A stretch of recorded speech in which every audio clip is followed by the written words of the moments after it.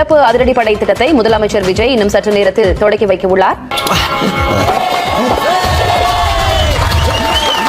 பங்காளி நம்ம ஸ்பீட் இல்ல ஒரு விளையாட இந்த சிங்கப்பெண் சிறப்பு படை என்ன பண்ற நம்ம சொந்தக்கார எல்லாரும் சொல்லி விட்டுரு. கைஸ், தமிழ்நாடு முதலமைச்சர் ஒரு வழியா சிங்கப்பெண் அதிரடி படை அப்படின்ற ஸ்பெஷல் டாஸ்க் போர்ஸ் வந்து லான்ச் பண்ணிட்டாரு. தமிழ்நாட்டில் இருக்கிற பெண்கள் பெண் குழந்தைகள் எல்லாருமே பாதுகாப்பா தன்னம்பிக்கையோட இருக்கணும். அதுக்கான முதல் கட்டம் தான் இந்த ஸ்டெப். சோ லான்ச் பண்றதே பெரிய விஷயமா தான் இருந்தது. ஓப்பனிங்ல நல்லா தான் இருக்கு, ஆனா உங்ககிட்ட பினிஷிங் சரியில்லையாப்பா. பட் இந்த ஸ்பெஷல் டாஸ்க் போர்ஸ்ல என்ன ஸ்பெஷல்? இதுக்கு முன்னாடி மகளிர் காவல் நிலையம் இருக்கு, மகளிர் காவலர்கள் இருக்காங்க. அவங்கள இருந்து இவங்க எந்த வகையில மாறுபடுறாங்க? இவ்வளவு வேலை செஞ்சு மண்டை மேல இருக்க கொண்டே மறந்துட்டேனா?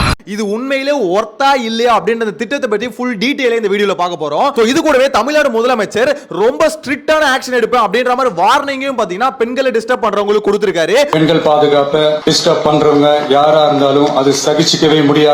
அவங்களுக்கான தண்டனை.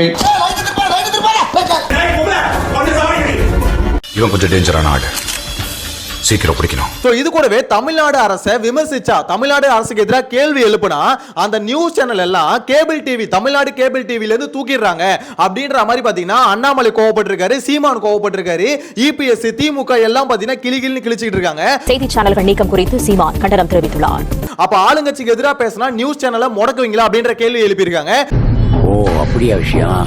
சோ அது என்ன மேட்டர் அப்படின்றதையும் பார்க்க போறோம். சோ இதெல்லாம் டீடைலா பார்க்கலாம். சேனலை ஃபர்ஸ்ட் டைம் பாத்தீங்கன்னா சப்ஸ்கிரைப் பண்ணிட்டு வீடியோ லைக் பண்ணி வச்சுக்கோங்க. ஒன் பை ஒன்னா பார்த்தலாமா? முதல்ல இந்த சிங்கப்பெண் அதிரடி படை. சோ இந்த படையை வந்து பாத்தீங்கன்னா முதலமைச்சர் அவர் பதவியேற்ற முதல் நாள்ல வந்து சைன் போட்டாரு. அப்பத்துல இருந்து லான்ச் பண்ணுவாருன்னு பார்த்தா எல்லா விழா ஏற்பாடுகளும் நடந்துரும். நடந்த உடனே பாத்தீங்கன்னா இல்ல கொஞ்சம் தள்ளி வச்சுட்டு பாத்தீங்கன்னா வேற வேலையை பார்த்துட்டு போயிடுவாரு. சோ இதுவே பெரிய விமர்சனமா இருந்தது. பட் இப்போ வந்து பாத்தீங்கன்னா ஒரு வழியா அதை லான்ச் பண்ணிருக்காங்க.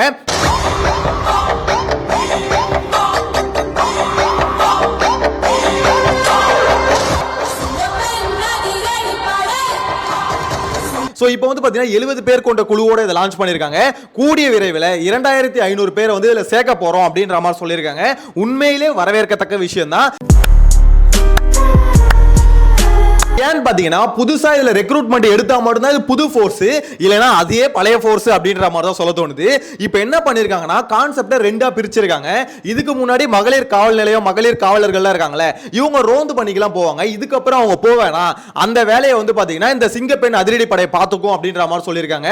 சோ இதனால அந்த மகளிர் காவல் நிலையத்தில் இருக்க காவலர்களுக்கு பணி சுமை குறையும், அவங்க வேலைகளை மட்டும் ஃபோக்கஸ் பண்ணலாம் அப்படின்ற மாதிரி சொல்லியிருக்காங்க. உண்மையிலே வரவேற்கத்தக்க விஷயம் தான். ஆனா அந்த 2500 பேரை எடுத்து அதுக்கு மேலயும் ரெக்ரூட்மெண்ட்ஸ் இன்க்ரீஸ் பண்ணா இது வரவேற்கத்தக்க விஷயம். அப்படி ஆட்களை எடுக்கல அப்படின்ற பட்சத்துல நோ கமெண்ட்ஸ், சிம்பிள் எஸ். அதே பழைய காவலர்களுக்கு யூனிஃபார்ம் மாத்தந்தா மட்டும்தான் இருக்கும். பட் எடுக்கிறேன் அப்படின்ற மாதிரி சொல்லியிருக்காங்க. யூனிஃபார்முக்கு பார்த்தீங்கன்னா 2300 ரூபாய் காசு வாங்கி இருக்கிறதா ஒரு சர்ச்சை வேற போயிட்டு இருக்கு. அது ஏன் தேவையில்லாம பண்ணாங்க அப்படின்ற மாதிரி தெரியல. பட் 2300 வந்து காசு வாங்கியிருக்காங்க அப்படின்ற மாதிரி சொல்றாங்க. ஸோ எனிவேஸ் அந்த யூனிஃபார்ம்ல ஒரு சேஞ்சாவது கொண்டு வந்தாங்களே அப்படின்ற மாதிரி தான் இருக்கு. இது கூடவே இந்த சிங்கப்பெண் அதிரடி படை வந்து பாத்தீங்கன்னா ஏற்கனவே இருந்த திட்டத்துக்கு வந்து தாவேக அரசு ஸ்டிக்கர் ஓட்டுது அப்படின்ற மாதிரி உதயநிதி ஸ்டாலின் எல்லாருமே வந்து விமர்சனம் வச்சாங்களே. ஏற்கனவே டியூட்டில இருக்கக்கூடிய போலீஸ வெறும் ஸ்டிக்கரை மாத்தி, போலீஸ் வேனுக்கு வெறும் ஸ்டிக்கரை மாட்டி சிங்கப்பெண் திட்டம் அப்படி ஒரு திட்டத்தை கொண்டு வர போறோம்னு சொல்லி இன்னைக்கு இந்த ஆட்சி நடந்துட்டு இருக்கு. அது உண்மையான்னு பார்க்கும்போது எஸ் அது உண்மைதான். இதுக்கு முன்னாடி அம்மா பெட்ரோல் இருந்தது. சோ அதுக்கு மேல வந்து பாத்தீங்கன்னா திமுக ஸ்டிக்கர் ஓட்டுச்சு பிங்க் பெட்ரோல் அப்படின்ற மாதிரி. சோ அதுக்கு அடுத்து வந்து பாத்தீங்கன்னா தாவேகா அது மேல ஸ்டிக்கர் ஓட்டிருக்காங்க சிங்கப்பெண் அதிரடி படை. ஒத்துக்கிட மனசு இல்லனாலும் அதான் ஸ்டிக்கர் ஓட்டுறது ஆக்சுவலா தப்பு கிடையாது. ஸ்டிக்கர் ஓட்டிக்கோங்க, அது பிரச்சனை கிடையாது. ஆனா ஏதாவது இம்ப்ரூவ்மெண்ட் கொண்டு வரீங்களா அதுல அப்படின்றத முக்கியமா பார்க்கணும். சோ அந்த வகையில தாவேகா அதுல இம்ப்ரூவ்மெண்ட் கொண்டு வந்திருக்காங்க அப்படின்ற மாதிரி தான் சொல்லணும். அதாவது இந்த 2500 பேரை உள்ள எடுக்க போறோம்னு சொல்லிருக்காங்களே, அது ஒரு இம்ப்ரூவ்மெண்டா என் சைடுல இருந்து நான் பாக்குறேன். சோ இது மட்டும் இல்லாம ட்ரோன் மூலமா பாத்தீங்கன்னா ரோந்து பணியில வந்து ஈடுபடுவாங்க அப்படின்ற மாதிரி சொல்லிருக்காங்க. சோ அது ஒரு நல்ல விஷயமா பாக்குறேன். ஆனா விஜய் அவர்கள் முதல் முறையா தமிழ்நாட்டு முதல் முறையா இது நடக்குது அப்படின்ற மாதிரி சொல்றாருல, அது வந்து டூப்பு. நான் குமார் அவசரப்பட்டிய. ஏன்னா ஆல்ரெடி திமுக ஆட்சியிலே பாத்தீங்கன்னா இந்த ட்ரோன் வச்சு கண்காணிக்கிறது அப்படின்றத அவங்களே லான்ச் பண்ணிருந்தாங்க. பெண்களுக்கு எதிரான குற்றங்களை தடுக்க நடவடிக்கை எடுக்க இந்தியாவிலேயே முதல் முறையாக ட்ரோன் வாயிலாக பெட்ரோல் மூலம் அறிமுகப்படுத்தப்படும். நாட்டிலேயே முதல் முறையாக சென்னை பெருநகர காவல்துறையில் புதிதாக ட்ரோன் காவல் பிரிவு தொடங்கப்பட்டுள்ளது.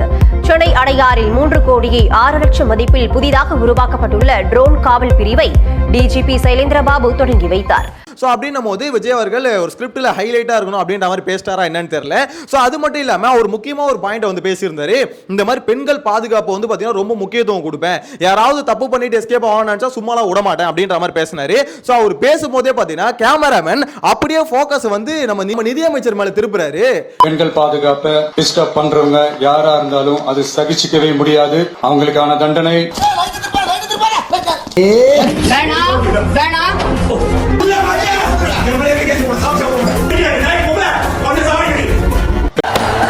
என்ன என்ன எழவி அது. நிதியமைச்சரோட இதுக்கு முன்னாடி பழைய வீடியோக்கள் பார்த்துருந்தா தெரிஞ்சிருக்கும் எந்த அளவுக்கு கொலை மிரட்டல் பெண்களுக்கு எதிராக விடுத்தாரு அப்படின்றது. ஸோ அதனால வந்து பார்த்தீங்கன்னா அவரே வந்து ஃபோக்கஸ் பண்றாரு. யோ கேமராமேன் உனக்கு ரொம்ப நக்கலியா அப்படின்ற மாதிரி சொல்லிட்டு இருக்காங்க. இது கூடவே அந்த சிங்கப்பெண் அதிரடி படை லான்ச் அந்த துவக்க விழால சினிமா பாட்டு பாடியிருக்காங்க அப்படின்னு சொல்லிட்டு பார்த்தீங்கன்னா எல்லாம் எடுத்து விமர்சனம் வச்சிருக்காங்க. பாரம்பரியத்தின் பெருமையை பறைசாற்றும் காவல் பேக் பைப்பர் குழுவினரின் கலை நிகழ்ச்சி இதோ.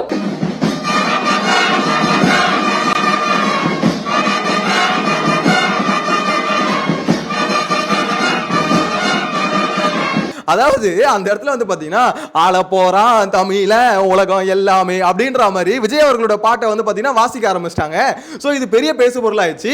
ஏன்னா அது அரசு விழாங்க, ஆடியோ லான்ச் கிடையாது. இவங்க ஆடியோ லான்ச் நினைச்சுக்கிட்டு விஜய் அவர்களோட பாட்டை வந்து வாசிச்சுட்டு இருக்காங்க.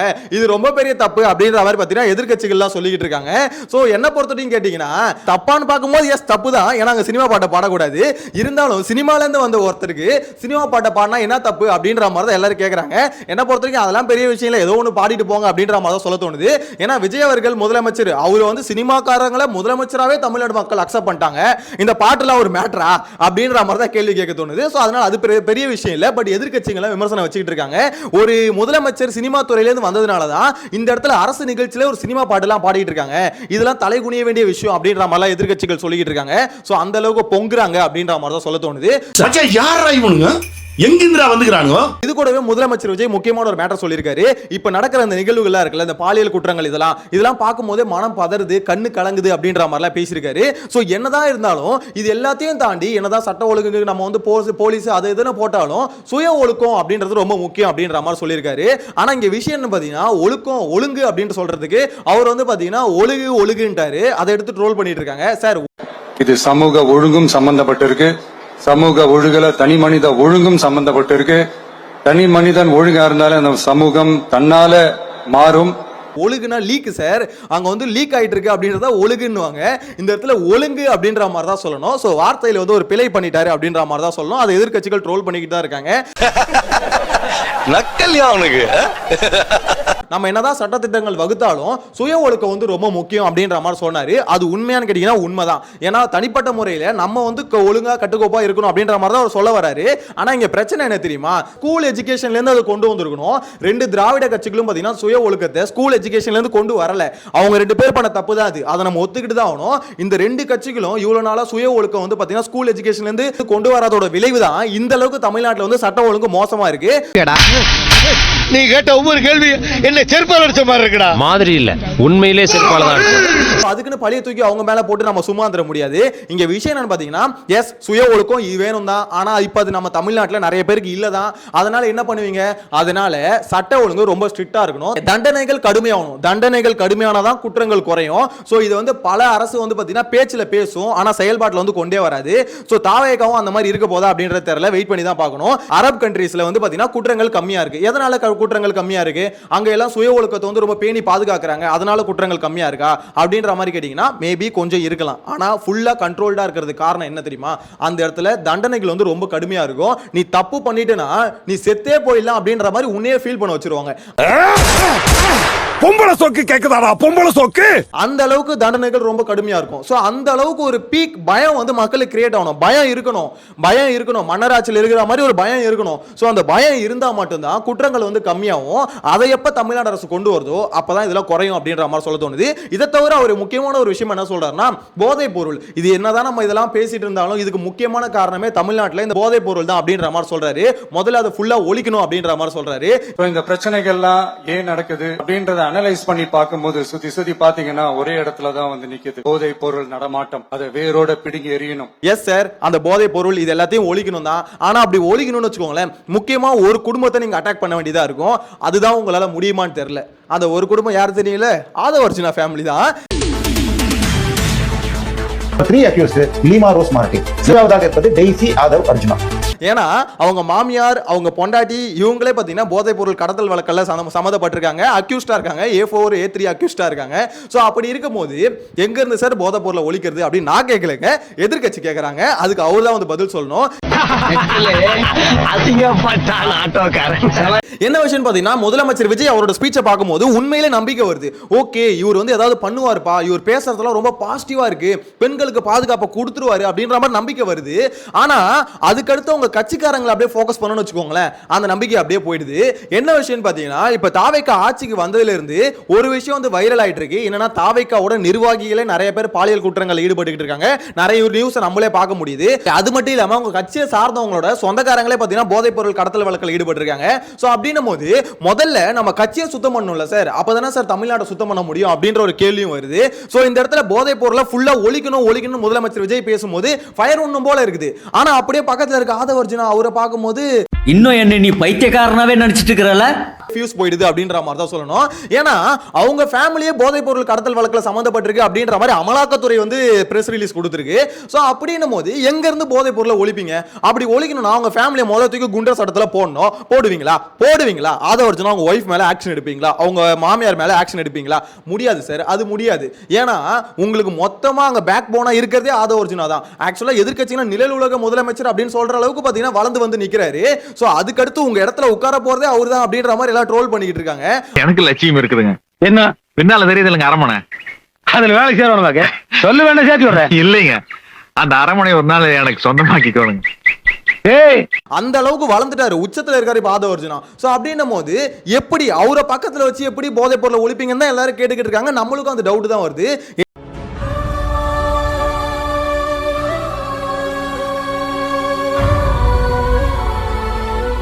எனிவேஸ் அவரை பக்கத்துல வச்சு ஒழிச்சா அதெல்லாம் பாத்தீங்கன்னா உலக அதிசயம் அப்படின்ற மாதிரி தான் சொல்லணும். இஃப் இன் கேஸ் அதே மாதிரி நீங்க ஒழிச்சீங்கன்னா பாராட்டத்தக்க விஷயம் அப்படின்ற மாதிரி தான் சொல்ல தோணுது. வெறும் போதைப் பொருள் அப்படின்ற மாதிரி மட்டும் சொல்ல முடியாது, டாஸ்மாக்கும் அதுக்கு ஒரு காரணம் தான். தமிழ்நாடு அரசு தெருவுக்கு டாஸ்மாக ஓபன் பண்ணி குடிக்க வச்சுட்டு குற்றங்கள் குறையணும் அப்படின்ற மாதிரி சொன்னா அது எப்படி பாசிபிள்னு சொல்றேன்.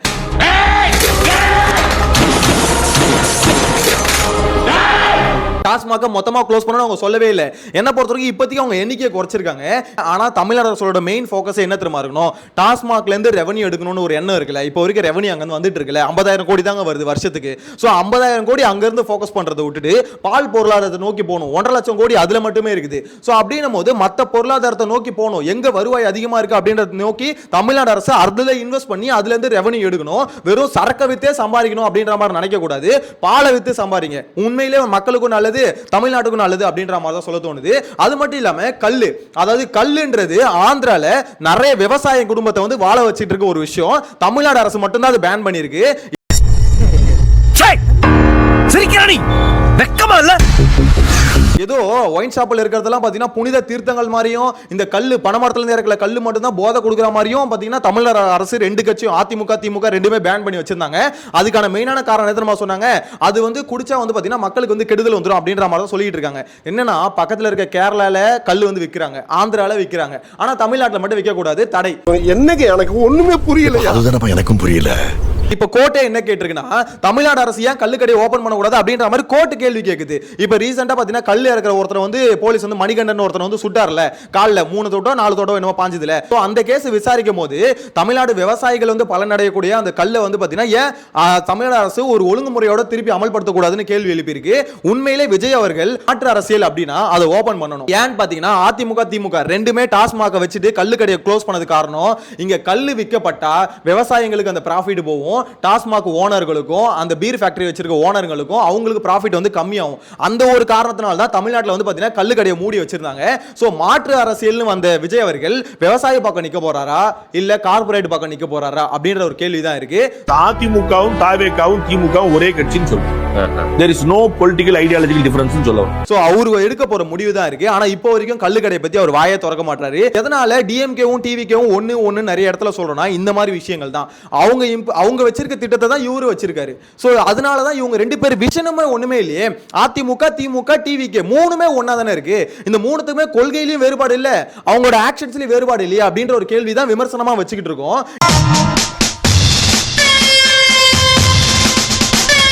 இதை பத்தி உங்களோட கருத்தை, நியாயமான கருத்தை கமெண்ட்ல மென்ஷன் பண்ணுங்க. என்ன பொறுத்த வரைக்கும் இந்த சிங்கப்பெண் அதிரடி படை இதெல்லாம் லான்ச் பண்ணி மக்களுக்கு சேஃப்டி என்ஷூர் பண்ண முடியுமான்னு கேட்டீங்கன்னா கொஞ்சம் பாதுகாப்பை இன்க்ரீஸ் பண்ணலாம். அதாவது 2500 போலீஸ் புதுசா போட்டு அது மூலமா பாதுகாப்பு தமிழ்நாட்டில் வந்து இன்க்ரீஸ் பண்ண முடியுமான்னு கேட்டீங்கன்னா கொஞ்சம் இன்க்ரீஸ் பண்ணலாம். மற்றபடி தமிழ்நாட்டில் இருக்க பெண்களுக்கு பாதுகாப்பு கொடுக்கணும், கொலை கொள்ளை இதெல்லாம் நடக்காம தடுக்கணும் அப்படின்னா ஃபர்ஸ்ட் ஆஃப் ஆல் போதைப் பொருளை வந்து மொத்தமா தடுக்கணும். ஸோ இதுக்கு அடுத்து ரொம்ப முக்கியமான விஷயம், டிவிக்கு அரசாங்கத்துக்கு எதிராக வந்து பாத்தீங்கன்னா நியூஸை போடுற நியூஸ் சேனலை கேபிள் டிவி லிஸ்ட்ல இருந்து பாத்தீங்கன்னா தூக்குறாங்க. தமிழ், பாலிமர், தமிழ் ஜனம் ஆகிய 3 செய்தி சேனல்களை நீக்கியதை கண்டித்து எதிர்க்கட்சி தலைவர் உதயநிதி ஸ்டாலின் கண்டன பதிவு ஒன்றை வெளியிட்டிருக்கிறார். இது தமிழ்நாடு அரசு கேபிள் டிவில இருந்து 3 சேனல்கள் வந்து முடக்கப்பட்டிருக்கு. பாலிமர் நியூஸ், நியூஸ் 24/7 தமிழ், தமிழ் ஜனம் அப்படின்ற ஒரு சேனலும் பாத்தீங்கன்னா முடக்கிருக்காங்க. சோ இதெல்லாம் முடக்கப்பட்டது காரணமா தமிழ்நாடு அரசு சைடுல இருந்து என்ன சொல்றாங்கன்னா தொழில்நுட்ப கோளாறுகள் அப்படின்ற மாதிரி சொல்லிருக்காங்க. இதுக்கு தான் அண்ணாமலை என்ன கேட்டிருக்காரு, அது எப்படிப்பா 3 சேனலுக்கு மட்டும் தொழில்நுட்ப கோளாறு வரும், அதாவது உங்க அரசுக்கு எதிராக கருத்து தெரிவிச்சா அது வந்து பாத்தீங்கன்னா ஒண்ணே முடக்கிடுவீங்களா அப்படின்ற கேள்வி கேக்குறாங்க. சீமான் அதே மாதிரி தான் சொல்லியிருக்காரு, கண்ணை கட்டுனா உலகம் இருண்டும் அப்படின்ற மாதிரி நீங்க நினைச்சீங்கன்னா அது நடக்காது அப்படின்ற மாதிரி சொல்லியிருக்காரு. ஏன்னா ஒரு 3 நியூஸ் சேனல் உங்களுக்கு எதிரான பேசுறாங்க அப்படின்னு சொல்லிட்டு அது கருத்தை தெரிவிக்க கூடாதுன்னு அவங்களுக்கு ஆப்படிக்கணும்னு நினைச்சு நீங்க ஒண்ணு பண்ணீங்கன்னா சோஷியல் மீடியா ஃபுல்லா அதுக்கு எதிராக தான் திருப்பி பேசும். நீங்க பண்றது தப்புன்னு தான் பேசும். இந்த காலகட்டம் வந்து பாத்தீங்கன்னா சோஷியல் மீடியால பீக்ல இருக்கு. சோ அப்படின்னும் போது நீங்க பண்ற ஒரு அநியாயம் வந்து அப்பட்டமா வெளியே தெரிஞ்சிரும். இந்த இடத்துல வந்து மின்வெட்டு பத்தி அவங்க பேசுறாங்க, அதுக்கு அடுத்து தமிழ்நாட்டில் நடக்கிற பாலியல் குற்றங்கள் இதெல்லாம் எடுத்து இந்த நியூஸ் சேனல்லாம் போடுறாங்க. சோ இதெல்லாம் போடுறது வந்து பாத்தீங்கன்னா தமிழ்நாடு கவர்மெண்ட்டுக்கு வந்து ஒரு கெட்ட பேர் வருது அப்படின்ற மாதிரி நினைச்சுதான் இதை பண்றாங்க அப்படின்னு சொல்லிட்டு எடப்பாடி பழனிசாமி, அண்ணாமலை, அதுக்கடுத்து பாத்தீங்கன்னா சீமான் இவங்க கண்டனத்தை தெரிவிக்கிறாங்க.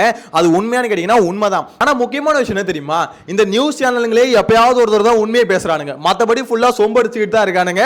ஃபுல்லா ஆளுங்கட்சிக்கு, அதாவது டிஎம்கே ஆண்டாலும் பாத்தீங்கன்னா சொம்படிக்கு தான் செய்வானுங்க, அதே மாதிரி பாத்தீங்கன்னா இப்ப டிவிக்கு ஆண்டாலும் சொம்படிக்கு தான் செய்வாங்க. ஏன்னா அவங்க சேனலுக்கு எந்த பிரச்சனையும் வந்துடக்கூடாது அப்படின்னு சொல்லிட்டு முக்காவாசி சொம்படிக்கு தான் செய்வாங்க. அவனுங்களே எப்பயாவது ஒரு தடவை ஓகே நம்ம இப்ப உண்மையை போடலாம், உண்மையை பேசலாம் அப்படின்னு சொல்லிட்டு சில நியூஸை எடுத்து போடுறாங்க. அப்படி நியூஸ் எடுத்து போட்டா அந்த சேனல்ஸ் வந்து பாத்தீங்கன்னா கேபிள் டிவில இருந்து வந்து தூக்கிடுறீங்க அப்படின்னா அது பெரிய அநியாயம் இல்ல.